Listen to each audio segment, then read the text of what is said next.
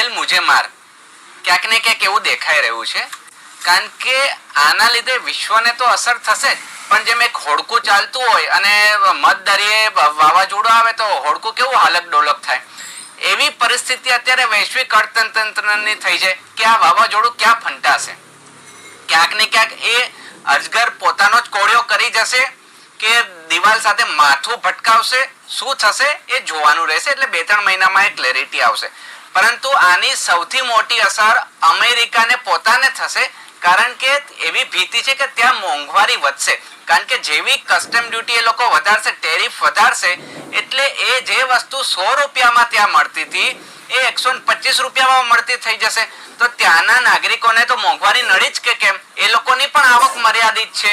અને બીજો પર્સપેક્ટિવ એ જોવાનો રહે છે કે અમેરિકા પણ દેવાના ડુંગર તળે દબાયેલો છે. હવે એને જ્યારે પૈસા ઉભા કરવા હોય છે તો એ વિશ્વના બીજા દેશો એના બોન્ડ ખરીદતા હોય છે. એ બીજા દેશોમાં કોણ આવ્યું?